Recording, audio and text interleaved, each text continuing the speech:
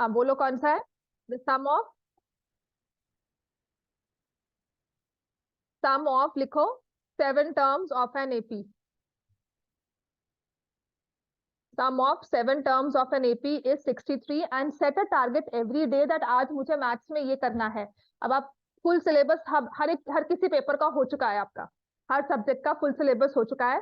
तो please set a target for yourself कि आज मुझे अगर मैथ्स पढ़ना है, I am only concern about maths.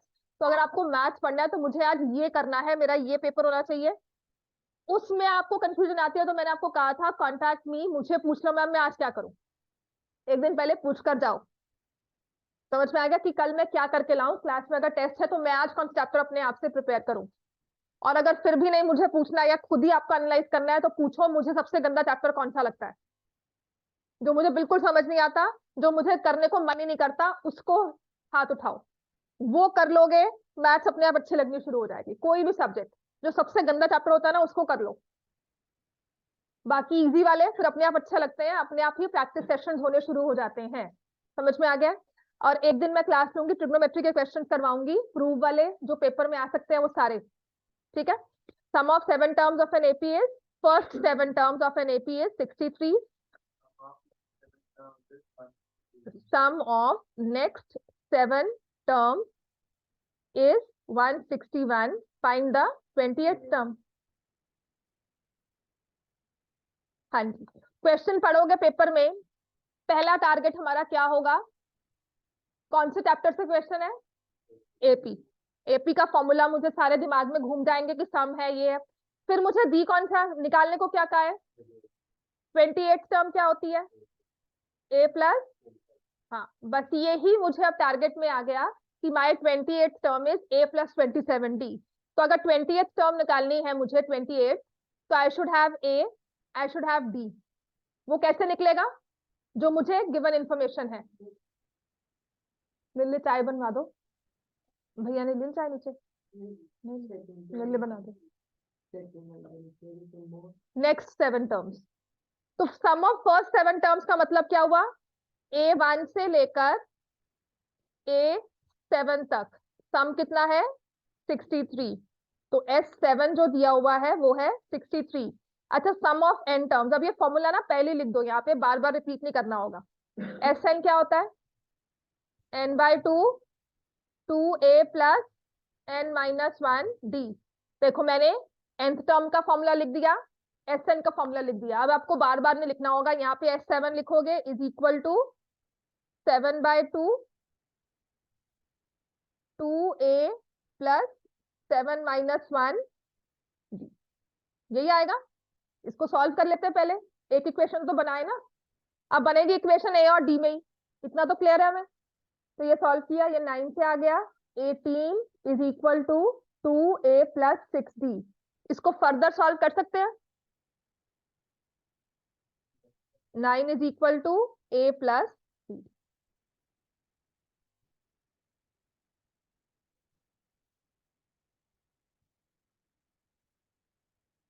ठीक है। वैसे ये कौन सी टर्म बनी? a प्लस 3d कहा दो, फोर्थ टर्म।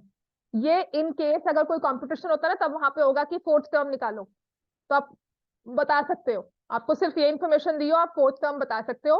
पर अभी फिलहाल के लिए आपके पास कोई और इन्फॉर्मेशन नहीं है। ठीक है।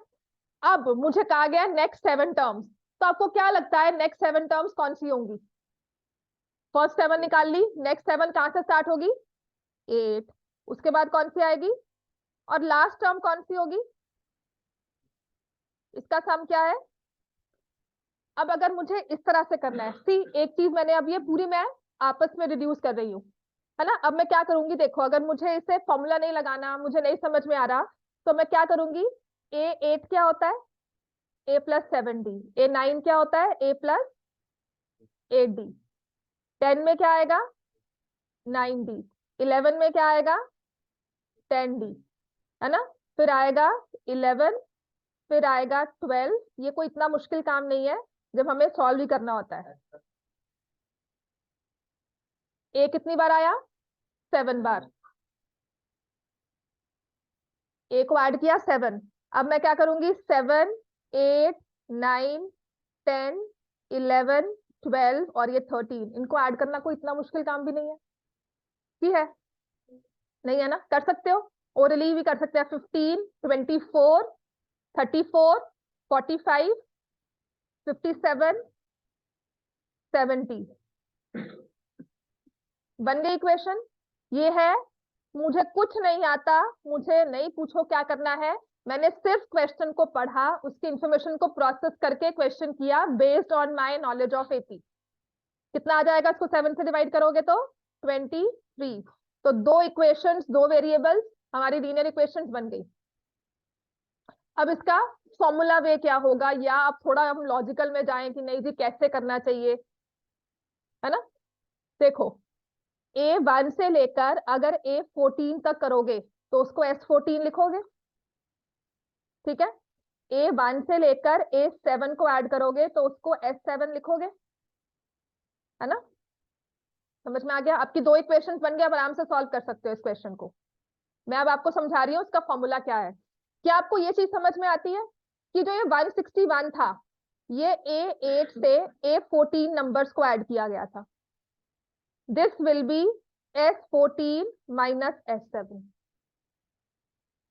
अगर ये चीज समझ में आती है मतलब हमने फॉर्मूला बेस्ड क्वेश्चन को सॉल्व कर लिया। अब इस तरह से आ जाओ, A1, A2, A3, बीच में कहीं A7 आया होगा, A8 and so on till A14। ये होता है S14, जिसमें से A7 तक का सम आपको कितना दिया हुआ है? 60, 63 था, क्या था? 63। और ये क्या दिया हुआ है?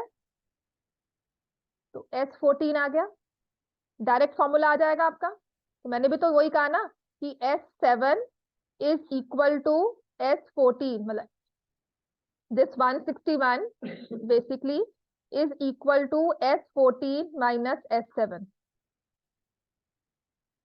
यही कहा ना मैंने, ठीक है ना? वो इजी वे है, वो तो मतलब हमें कुछ नहीं पता, मैं कर लूंगी वही चीज।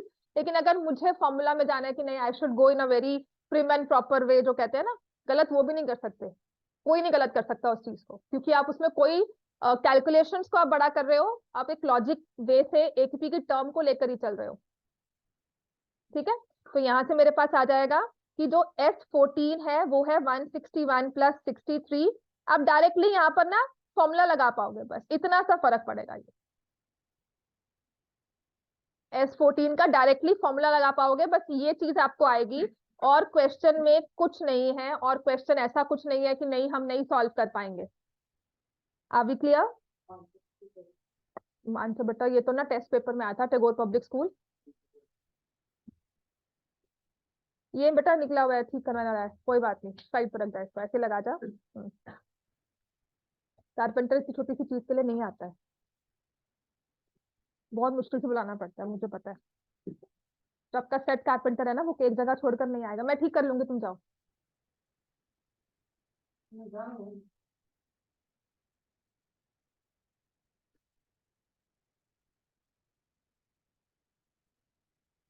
ठीक है, तो आपके पास आ गया 2A प्लस 13B इज 32, और वहां पे था A plus 3D is equal to कितना था?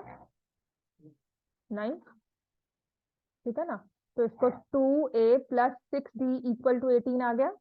तो 2A plus 13D equal to 32, subtract करोगे, this is 7D equal to minus 14 minus 7D, D equal to 2 आ गया। D अगर 2 है तो A3। तो आपको क्या निकालना है? 828। कैलकुलेशन सबने की है ना?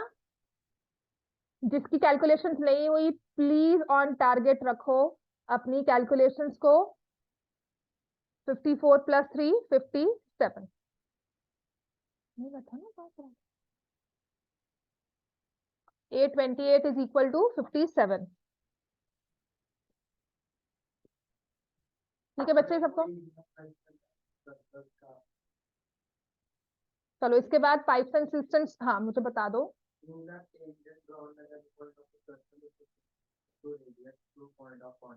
ये तो थ्योरम है।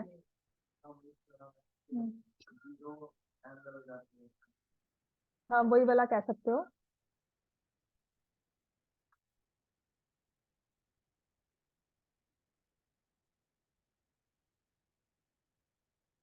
ठीक है, दिस इज, हाँ इसमें जो करते हैं आपका थ्योरम है 10.1, prove that tangent drawn at any point of the circle is perpendicular to the radius. ठीक है, तो इसमें आप लिखते हैं let's take let's not write this, let R be a point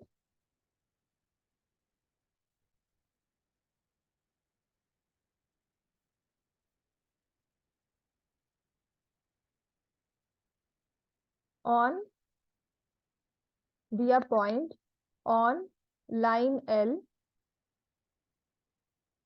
other than P, which is point of contact।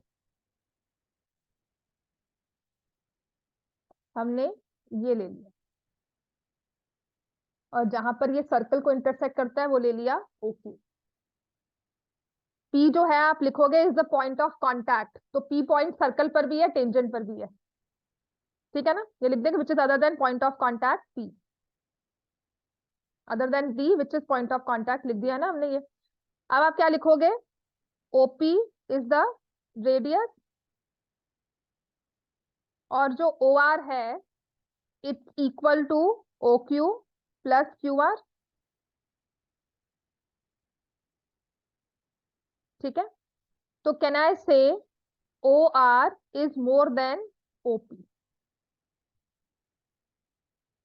OR length wise OP से बड़ी होगी, क्योंकि यहां से आप क्या लिखोगे, इसको ऐसे लिख दोगे OR is equal to OP plus QR, क्योंकि OQ और OP रेडियाई है। ठीक है ना, समझ में आ गया।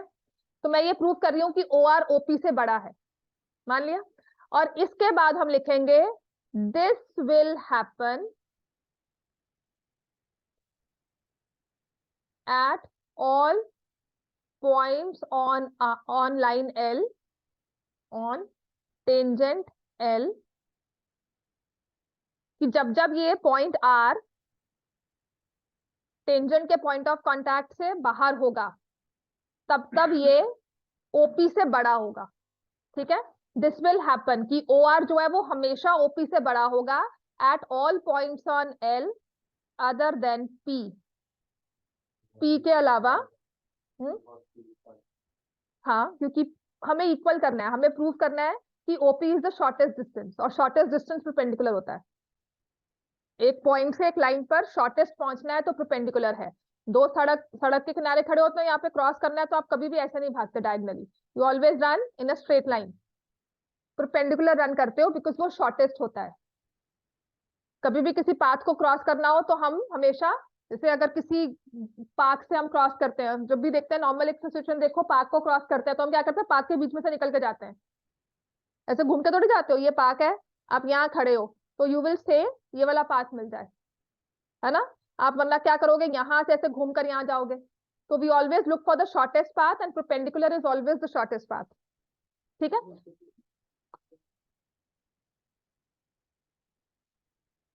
ये एंगल के साथ है बच्चे, ये रेडियस के साथ प्रूव करना है ना, वो परपेंडिकुलर प्रूव करना है। ये प्रूव करना है कि आपका यहाँ पर ही परपेंडिकुलर बनेगा, आपके वाला कहीं, मतलब अगर रेडियस इसको ज्वाइन कर देंगे। ये क्वेश्चन है, ये थ्योरम वाला था। पूछो क्या क्वेश्चन है, पढ़ो। नहीं, पढ़ क्वेश्चन क्या है। मैं सच में कह रही हूँ, ये सारे कंफ्यूजन वाले क्वेश्चन है, ध्यान रखना, ये थ्योरम को पूछा हुआ है। ठीक है, this will happen at all points on line L other than P, therefore OP is the shortest distance from O to line L। OP is the shortest distance from O to line L। ठीक है ना, shortest distance is perpendicular and perpendicular is the shortest distance। Perpendicular is the shortest distance, therefore OP is perpendicular to L, or radius and tangent are perpendicular, radius and tangent are perpendicular at point of contact।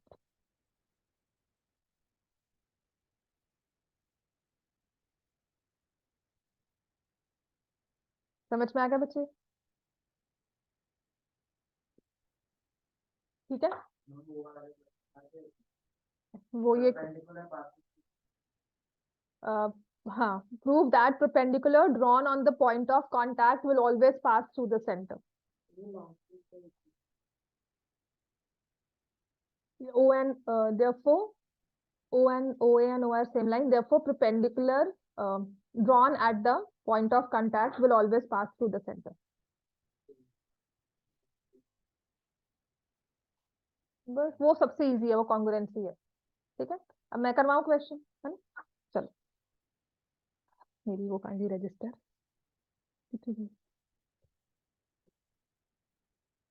मैंने आपको कल time and work वाले questions करवाने की जरूरत है। Types and systems करवा दिया था।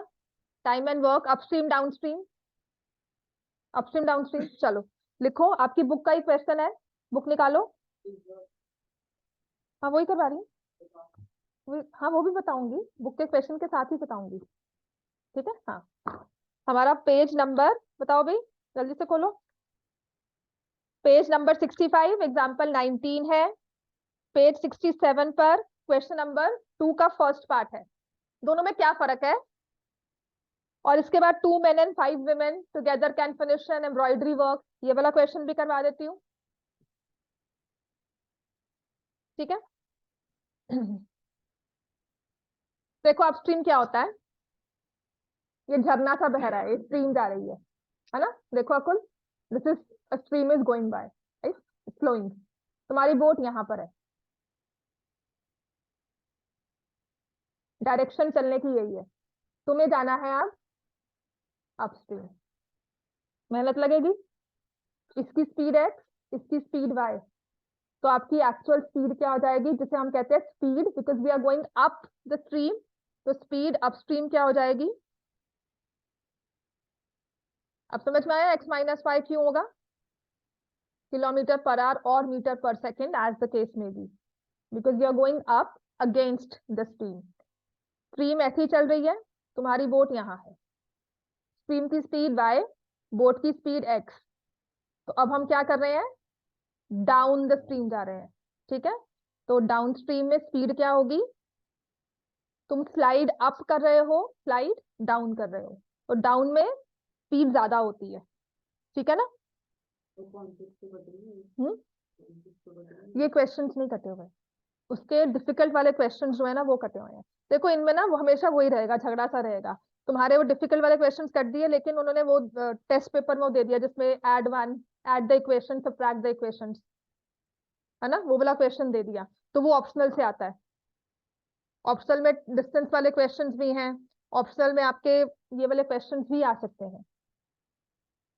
ठीक है, कर लो इसको। अब देखो जो हमारा एग्जाम्पल 19 दिया हुआ है ना, इसमें पता क्या दिया हुआ है? हम गए और वापस आए, फिर टाइम इतना लगा। और जो आपका एग्जाम्पल जो क्वेश्चन नंबर 2 दिया हुआ है, उसने बताया कि जब डाउनस्ट्रीम गए तो इतना टाइम लगा, अपस्ट्रीम गए तो इतना टाइम लगा। समझ में आ गया? दोनों इक्वेशंस में फर्क क्या है? Boat goes 30 kilometre upstream and 44 kilometre downstream in 10 hours. Upstream जाने में, डाउनस्ट्रीम आने में, आने जाने में 10 घंटे लगे। समझ में आ गया? और ऐसे कह रहे हैं सेम सेम बोट 13 आवर्स में 40 जाती है अपस्ट्रीम और 50 जाती है 10 डाउनस्ट्रीम इन 13 आवर्स। 1/10 क्यों नहीं होगा? बिकॉज सीधा सीधा टाइम स्पीड डिस्टेंस का क्वेश्चन है। This is distance, this is speed, और ये आ गया टाइम। हमें इसका ब्रेकअप नहीं पता कि नहीं जाने में कितना टाइम लगा, वापस आने में कितना टाइम लगा, वो मुझे नहीं पता है। वो 3-4 भी हो सकता है, 3-7 हो सकता है, 4-6 हो सकता है, वो टाइम मुझे नहीं पता है। Right, I just have this information that I went and I return, the total time is 10। In second case going and coming back, total time is 13। ये दो इक्वेशंस बन जाती हैं। ठीक है ना? हालांकि ये इक्वेशंस आप कह सकते हो कि हाँ ये सॉल्विंग में नहीं है। समझ में आ गया? ये डिलीट हुई है, पर अगर ये पेपर में आ गई, वहां बैठकर किसके साथ झगड़ा करोगे? बस इतनी सी बात होती है मेरी, और कुछ नहीं। और ये ऐसा नहीं है कि इस स्टेज पर हम कहे कि हमें नहीं आता। क्वेश्चन नहीं आता हो वो अलग बात है, but I know how to solve this. इसको सॉल्व करना तो आता है ना? क्या करोगे? Take 1/x minus y as a, 1/x plus a as b, x plus y as b। समझ में आ गया बच्चे सबको? हो जाएगा सॉल्व ये? मैं सिर्फ कॉन्सेप्ट रिवाइज कर रही हूँ। चलो करो अच्छे बच्चे, चलो। ऐसे यही बच्चे होते हैं जो मैं बोल रही हूँ और कुछ नहीं, सब सॉल्व करने में लग गए। This is actually what I wanted right from the beginning. देर से वापस आए हो, है ना? फॉर्म में देर से आए हो, पर फिर भी सही टाइम पे आ गए। अभी भी स्ट्रीमलाइन होकर सिर्फ रेगुलरली सिर्फ पढ़ाई पे फोकस करो, बाकी सब छोड़ दो। आपकी सारी इंजॉयमेंट एंटरटेनमेंट मैंने पूरे साल आपको नहीं कहा, लेकिन ये 2 महीने डेट शीट आपकी कुछ नहीं पता कब आएगी, और 15 फेब से अगर पेपर स्टार्ट हो गए तो वॉट लगेगी, सच में कह रही हूं। आज भी अपडेट आया है कि शायद 15 फेब से पेपर स्टार्ट हो जाए। 1 जैन से प्रैक्टिकल्स की इंफॉर्मेशन है? जैन में practical 15 Feb, because 4th wave फिर से कह रहे हैं ना, कोविड का नेक्स्ट वेरिएंट आ गया है, तो कुछ भी कर सकते हैं। Board will not give you time, they will say we have announced it, right from that कोई एक्सक्यूज नहीं लिया जाएगा। तो अभी भी फॉर्म में एक भी दिन खराब मत करो। आपको सिर्फ बच्चे नहीं करने चाहिए, पर कर दिए तो क्या करोगे? मैं तो सिर्फ इतना कह रही हूँ, 15 फेब की डेट हर बार ना, जिस भी नोटिफिकेशन में देख लो 15 फेब वो मेंशन कर ही रहे हैं बार बार न्यूज़पेपर्स। वो सनसनी के लिए भी होता है कि we quickly click on the information and obviously, but अगर ये हो गया तो क्या करोगे? सिर्फ पढ़ाई करो अभी और सब छोड़ दो, ठीक है? After March your papers will be over. जम कर मतलब पूरी बुक्स को साइड पर रखना, कभी मत देखना 2-3 महीने के लिए, सिर्फ अपना तब एंजॉयमेंट करना, पर अभी के लिए पढ़ाई कर लो, बहुत जरूरी है। पास होना नहीं है, अच्छे मार्क्स से हमें पास होना है, और हमें अच्छे मार्क्स मतलब जो हमारा सेटिस्फेक्शन लेवल है वो मार्क्स तो आ जाए।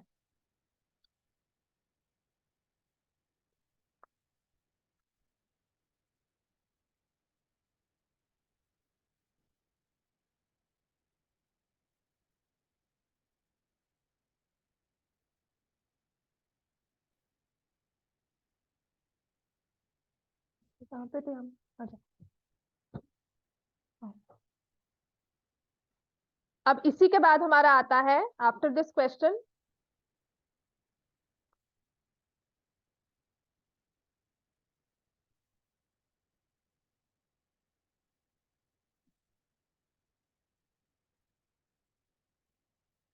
कि सॉल्व करने में आओ ना, ये इतना भी मुश्किल नहीं है। हाँ जी, कन्वर नहीं आया आज?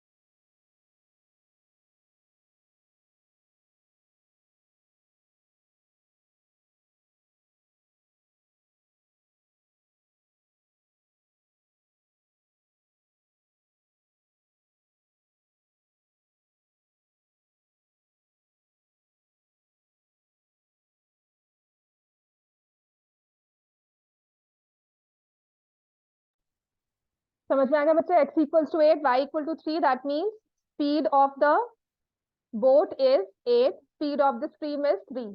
अब ये क्वेश्चन है हमारा upstream downstream in case of linear equations in 2 variables.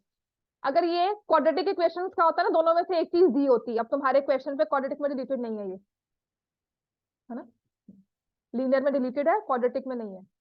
है ना। तो उसके लिए भी ये कॉन्सेप्ट को समझना जरूरी है। अगर ये क्वाड्रेटिक का होता है तो आपको स्ट्रीम या बोट में से किसी एक की स्पीड दी जाएगी। ठीक है, अब यही दिया हुआ, Ritu can go row downstream, question number 2 first part, next page पे देखो। Ritu can go downstream 20 kilometre in 2 hours. ये है डिस्टेंस और ये है टाइम। तो अगर मैं स्पीड करवा दूंगी डिवाइड बाय डाउन स्ट्रीम है x प्लस वाई, तो डायरेक्टली आपकी इक्वेशन बन जाती है। ठीक है,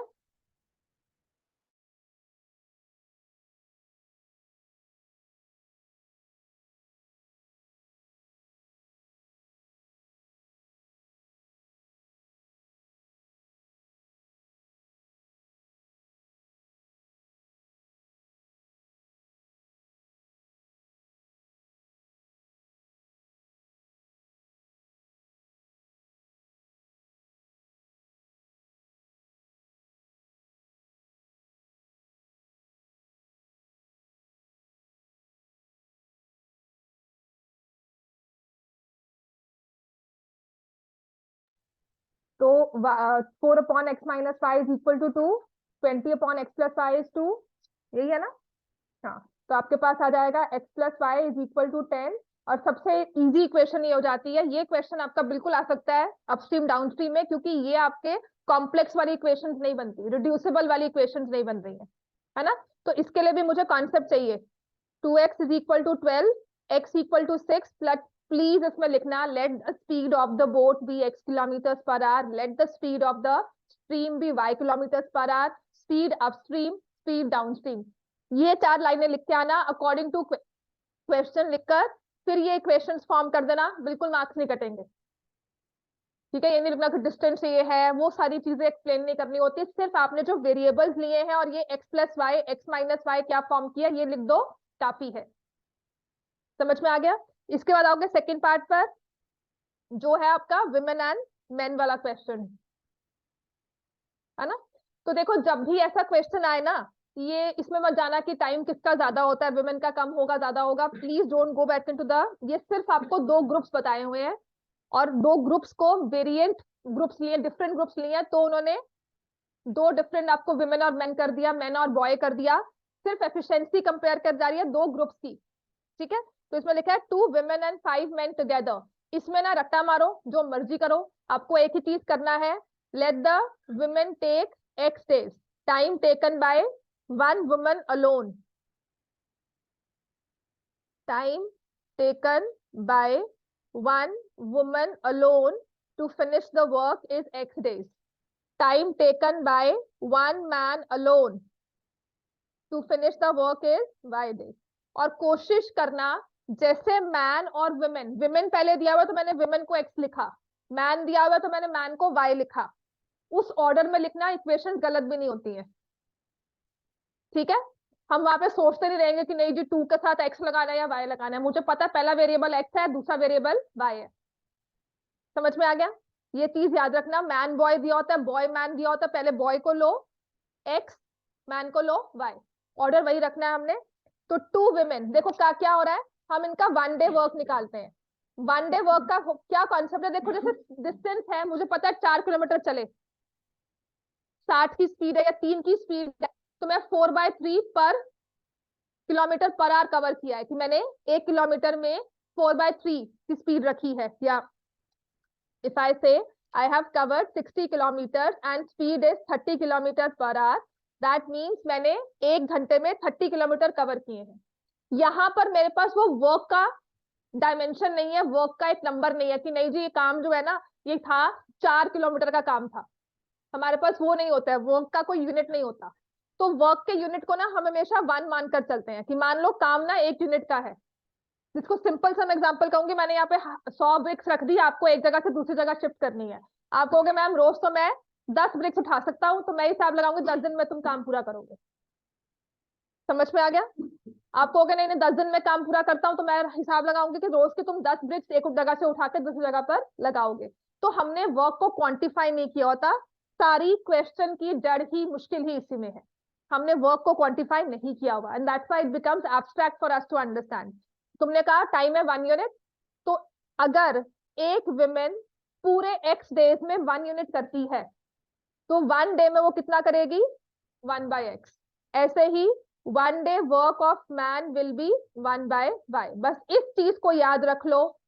अब तुमने लगाई 2 women, है ना, तो एक women ने आके 1/x किया, दूसरे ने भी आके 1/x किया, which we say efficiency of every woman is same। ऐसे ही efficiency of every man, तो 5 मैन लगे थे, will I say 5/y is equal to 4।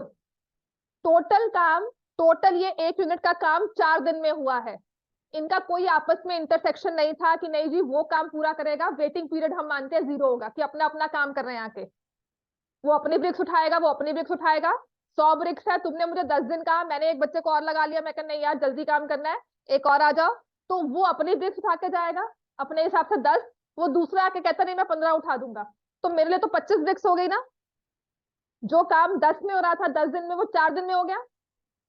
समझ में आया? तो अब इन दोनों का मिलकर काम है 1 डे का 1/4। This is how an equation is form. इसको इसी फॉर्म में याद रखना, या फिर जैसे मुझे वंशिका ने कहा था मैम रट्टा मारा हुआ है, मैंने कहा बहुत अच्छी बात है बच्चे, रट्टा ही मार लो, क्योंकि ये चीज समझ जब आती है ना तो बहुत टाइम बीत जाता है, लेकिन अगर क्वेश्चन पेपर में आ गया तो उसके लिए हमारे पास टाइम नहीं होता। It just takes a minute or a moment for us to realize the logic and to remember it, right?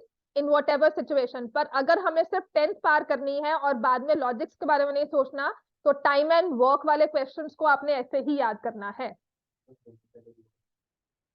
हाँ, अगर मैन पहले दिया होता तो मैं मैन एक्स लेती हूँ, कोई इसमें मेरी कोई भेदभाव नहीं है, ठीक है, मुझे सिर्फ अपना क्वेश्चन सही रखना है। और ये सिर्फ आपको 2 तरह के ग्रुप्स बताए हुए हैं, group A and group B.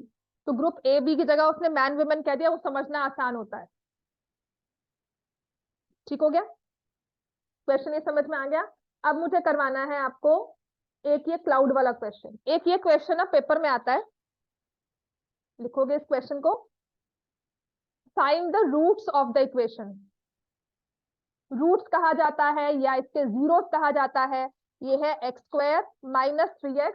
Problem ये है कि ये ना आपके आपके रीजन का ही, नॉर्थ रीजन का ही 2020 का क्वेश्चन है, तो बोर्ड में ऐसा क्वेश्चन भी आ जाता है। और ये ना ऑप्शंस के साथ था, सबसे अच्छी बात थी ऑप्शंस के साथ था। अगर ऑप्शंस के साथ होगा ना आपको बहुत आसान है, आपको 4 रूट्स दी होंगी इसकी, हर एक ऑप्शन में 2 रूट्स दी होंगी। कोई भी रूट्स कहा जाए या जीरो कहा जाए, कभी भी एक पॉलिनोमियल दिया हुआ है, आपने पॉलिनोमियल चैप्टर में क्या पढ़ा है, 2 ही चीजें पढ़ी है बार बार। पॉलिनोमियल को लेकर 2 चीजें पढ़ी थी, क्या थी? पॉलिनोमियल्स में alpha plus beta. Alpha plus beta क्या हुआ? Sum of zeros and product of zeros. तो कल कोई भी पॉलिनोमियल आपको मिल जाए, can you find the sum? क्या होगा इसका सम?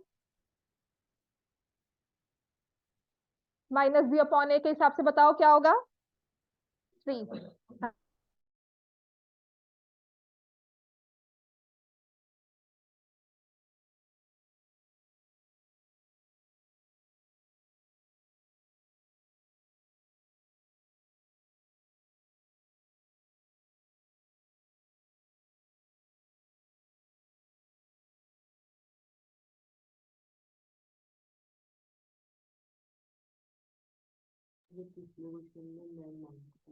मैं चेक करती हूँ। प्रोडक्ट क्या होगा, एक मिनट मुझे दे दो बस ये करवाने के लिए। m into m+3। आपको ये 4 ऑप्शन दिए जाएंगे, माइनस आएगा, है ना, 4 ऑप्शन दिए जाएंगे, चारों ऑप्शंस में 2-2 रूट्स होंगी, 2-2 जीरोस होंगी, उनका सम निकालते प्रोडक्ट निकालते आपका क्वेश्चन सॉल्व हो जाएगा।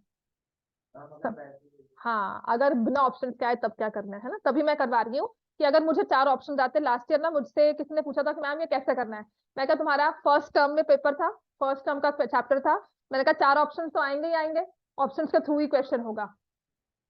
चल गया। अब यहाँ पे ऑप्शन के बिना भी आ सकता है, तब हम क्या करेंगे? हाँ जी, तब क्या करते हैं, ऐसे वाले क्वेश्चन जो होते हैं ना जिसमें आपकी सी टर्म में 2 फैक्टर्स दिए हुए हैं, तो मान लो ये आपके 2 फैक्टर्स है जिनका सम क्या आ रहा है? 3।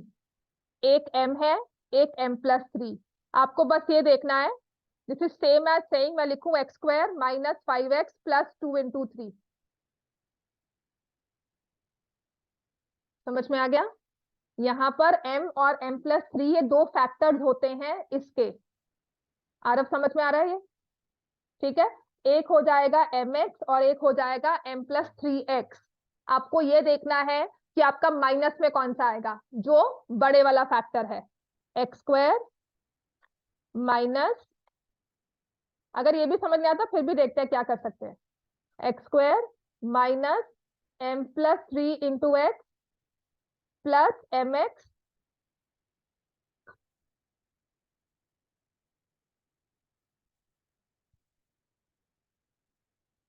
समझ में आ गया? मैंने इस -3 को स्प्लिट कर दिया एज m+3 माइनस में और m प्लस में।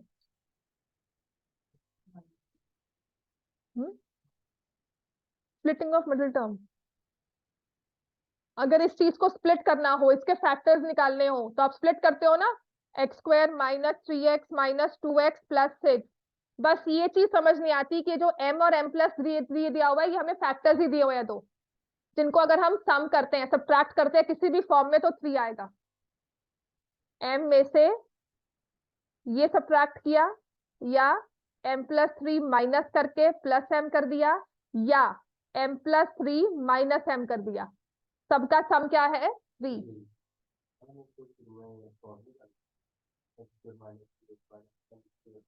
करके कर भी क्या लोगे, बात तो वही है। हाँ, उस केस से करना है वो भी बता दूंगी, ये चीज, इसका नेक्स्ट मेथड ये है। ठीक है, अगर ब्रैकेट खोल दिया तो, हाँ जी, इसके बाद तुमने बताया था कैसे कर सकते हैं।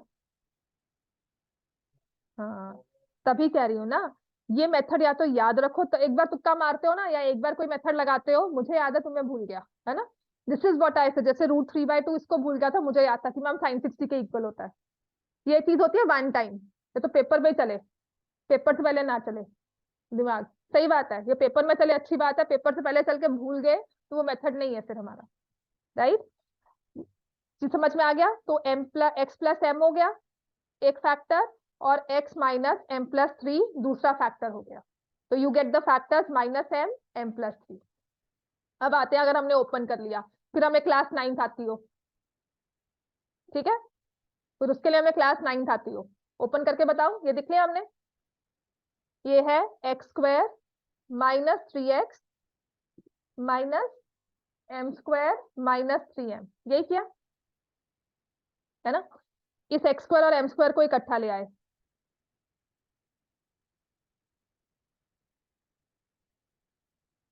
जिसे हम कहते हैं ग्रुपिंग की हमने, याद है ना 9th क्लास में फैक्टराइजेशन ऑफ पॉलिनोमियल्स, ग्रुपिंग की। तो यहाँ पे क्या बन गया, x minus m x plus m, यही बना। और यहाँ से क्या कॉमन लिया, -3, क्या बन गया, x प्लस m। अब मैंने क्या लिया, x plus m common, x -3 अब फायदा तभी है इस मेथड का अगर याद रहे। ठीक है, तो दिस इज अनदर मेथड। मैं आपको वो चीज करवाती हूँ जो मुझे स्ट्राइक करे ना करे, लेकिन अगर मैं सिर्फ अपने चैप्टर्स पे ध्यान दूं तो मैं सॉल्व कर लूंगी। ठीक है, ये है तीसरा। अब इसके बाद जो ये मेथड था स्प्लिटिंग ऑफ मिडिल टर्म, ये एक मेथड है जो याद रह सकता है, और एक है तो क्वाड्रेटिक ही ना, है तो क्वाड्रेटिक। क्वाड्रेटिक में फैक्टर्स नहीं निकलते तो हम क्या करते हैं, b² माइनस 4ac। अब मैं आपको वही प्रैक्टिस करवाऊंगी कि how we apply b² minus 4ac, आराम से यहां पर हम कैसे अप्लाई करेंगे। इसको इक्वल टू 0 कर दो। आप बस ये सोचो, पहले मुझे d निकालना है, जो होता है b² माइनस 4ac। हाँ खोलो, बस साइन ध्यान रखना। तो b क्या है बोलो बच्चे, -3, इसका स्क्वायर कर दिया। हाँ जी, कहाँ खोए, a क्या है और c क्या है, c होती है कांस्टेंट टर्म जिसमें x नहीं दिख रहा हमें। कौन से टर्म्स में x नहीं दिख रहा, -m² -3m, ये कंप्लीट। हाँ जी बेटा, होल। ठीक है, तो ये बन जाएगा 9 -4 प्लस m² हो गया प्लस 12m हो गया। हाँ जी, इसको देखकर, डी को देखकर कुछ लग रहा है हमें? अब फिर से 9th याद हो थोड़ी बहुत, नहीं, इसको स्प्लिटिंग भी कर सकते हैं। हाँ करो, स्प्लिटिंग करो, या कुछ और डायरेक्ट है ये 2m का होल स्क्वायर 3 का होल स्क्वायर। और बस चेक करना है कि क्या ये 2m और 3 है, बिल्कुल है, वो भी जाएगा, मोस्ट प्रोबेबली परफेक्ट स्क्वायर ही बनेगा। तो ये बन गया 2m प्लस 3 का होल स्क्वायर। यहां पर आकर आप घबरा जाते हो, ये परफेक्ट स्क्वायर ही बनेगा। मैंने कहा ना रॉकेट साइंस नहीं है, क्वेश्चन सॉल्व होने वाला ही है। ठीक है, थोड़ी बहुत नाइन्थ हमें आती हो, बोर्ड कहते हैं नाइन्थ भी आती हो, एट्थ भी आती हो, तब आप टेंथ को अच्छे से कर पाओगे। और क्वेश्चंस डाल रहे हैं वो जो नाइन्थ के हैं, आपके टेंथ के हैं, एट्थ के हैं, सब क्वेश्चंस डाले जा रहे हैं। समझ में आ गया?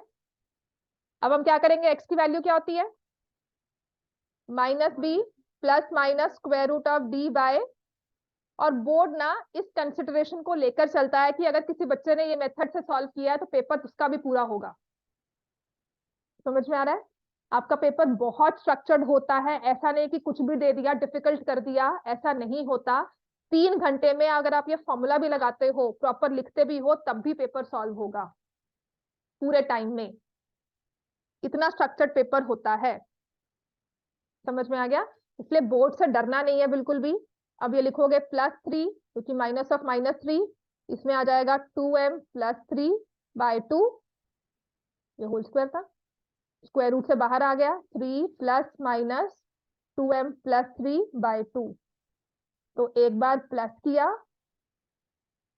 और एक बार माइनस किया, आ गया आंसर। ये है अगर मुझे ऑप्शंस ना दिए जाए।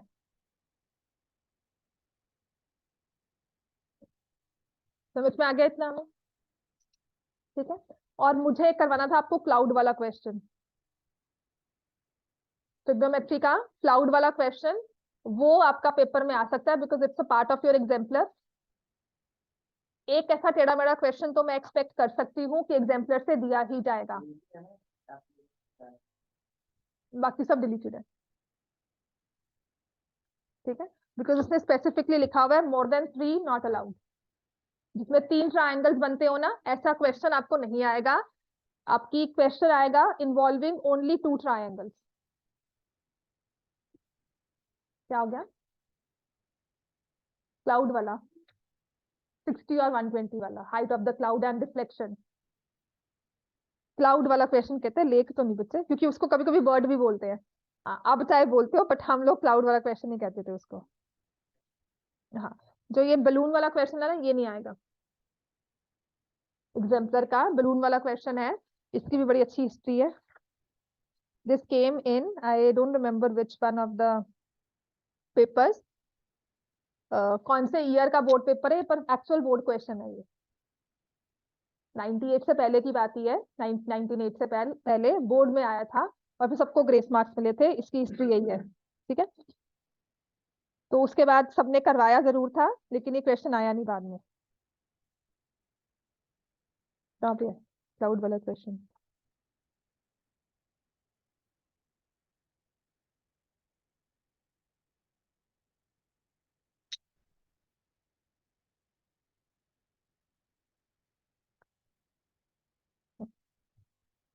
चलो लिखो, the angle of elevation of a cloud from a point, angle of elevation of a cloud from a point 60 meters above, actual question 60 के साथ ही था, above the surface of lake, above the surface of lake is 30 degrees। पहले 30 आता है ना, इसके पास है question, मेरे पास होगा पेट। तुम्हारे पेपर में भी आया था मेरे पास।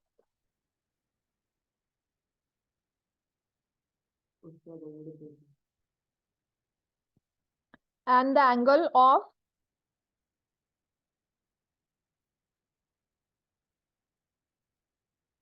and the angle of depression and angle of depression, ये 30 डिग्री ठीक है। जब पहला एंगल 30 डिग्री हो एलिवेशन का, और डिप्रेशन का एंगल हो 60 degree, angle of depression of its reflection, of its reflection in the lake is 60 degree. Find the height of cloud. Find the height of cloud above the lake. ठीक है, अब तक तो जैसे ना रट्टा मार जाते हैं कि अगर पहले वाला एंगल 30 है, एलिवेशन का, डिप्रेशन का 60 है, जो हाइट आएगी ना वो इस नंबर का हमेशा क्या होगा, डबल। 120 तुम्हारा आंसर आना चाहिए। अगर यहाँ पे 40 दिया होगा, आंसर 80 आना चाहिए। वो कैसे आएगा वो जरूर शो करना है, नहीं शो करोगे नहीं मार्क्स मिलेंगे। ठीक है, एक बच्चा है वो डीएवी का 9th का, उसने कहता मैंने सॉल्व किया था, I don't know how many उसने सही कहा है कि नहीं कहा है, उसका क्लेम मैं वेरीफाई नहीं करती हूँ, मैं सिर्फ इतना बताती हूँ कि उसने सिर्फ एमसीक्यू वाले क्वेश्चन जो थे केस स्टडी के 3 क्वेश्चन से एक दिन पहले मैंने करवाए थे, सेम टू सेम क्वेश्चन वही, उसने डायरेक्ट आंसर लिख दिया तीनों का। मैम ने मार्क्स नहीं दिए उसको, स्कूल टीचर ने कि नहीं चीटिंग की हुई है, सॉल्व कैसे किया वो बताया नहीं आपको, एमसीक्यू नहीं था। तो इसमें बिल्कुल चांस मत लेना कि 120 लिखा मार्क्स 1-2 मिल जाएंगे, नहीं मिलेंगे। आपको पहले तो इसकी फिगर बनानी है। ठीक है, तो you have this surface of lake, 60 metres above खड़े हो, यहां से क्लाउड को स्पॉट किया, angle of elevation 30 degree, reflection C dash,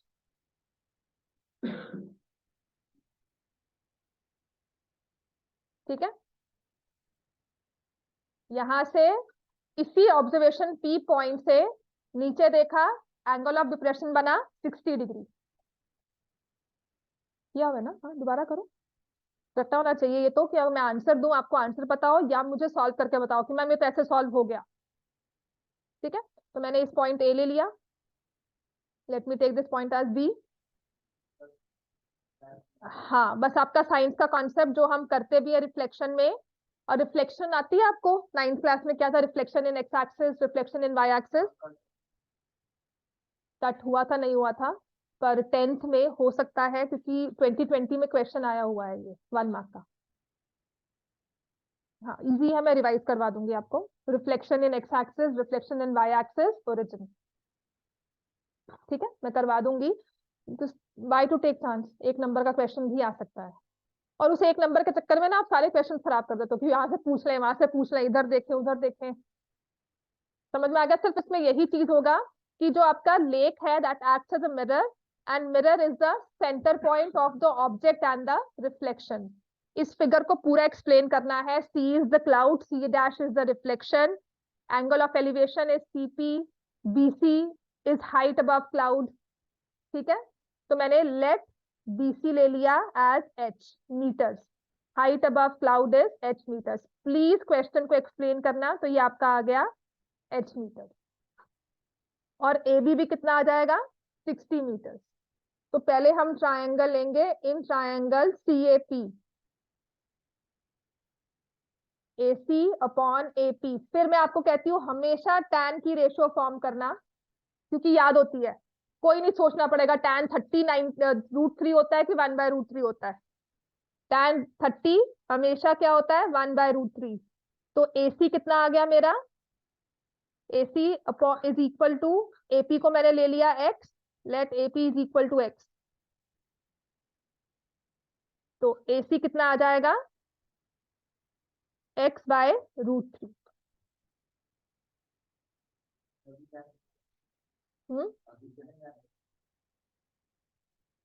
कर भी सकते हो, ना करो, बाद में करते हैं। इसको ऐसे भी कर सकते हो, ए सी क्या है आपके पास, h-60।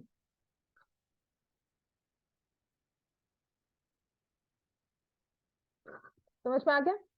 फिर हम कौन सा ट्रायंगल लेंगे जिसमें 60 डिग्री एंगल बन रहा है, कौन सा ट्रायंगल है वो, A P, C dash A P, C dash A and P. मैं पहले ही बताया था आंसर 120 होगा, तो सॉल्व होना चाहिए। हाँ फिर ठीक है, तो एक तरह से आपको श्योरिटी है, कल आपको 73 दे दे तो आपको पता है मेरा आंसर 146 ही आएगा, ठीक है ना। एक श्योरिटी होती है और कुछ नहीं, आपको सॉल्व तो करना ही पड़ेगा, उससे बच नहीं सकते हैं। बस यहाँ पे सी डैश को लिखते हैं h+60, AP को x, और ये आ जाएगा √3। तो चाहे आप x की वैल्यू डालो चाहे h ले लो, आइदर वे।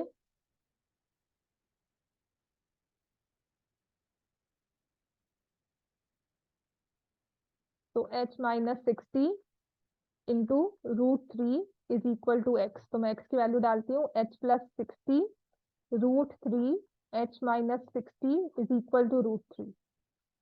तो h+60 is equal to 3 h-60।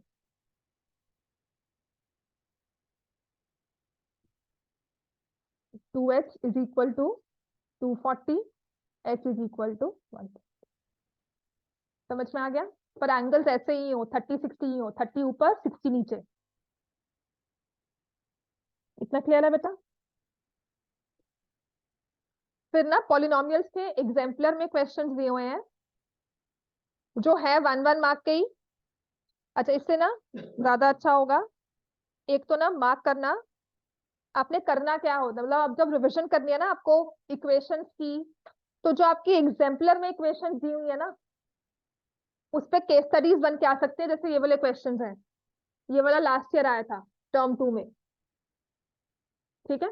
तो ये वाले क्वेश्चंस की आप रिविजन कर लेना। क्वेश्चन नंबर 7 पेज 43, एक्सरसाइज 4.4 है, मैंने करवाया भी हुआ है। रेक्टेंगुलर लॉन में अंदर पॉन्ड बना रहे हैं, तो x -2x हो जाता है, ठीक है, मैं करवा भी दूंगी।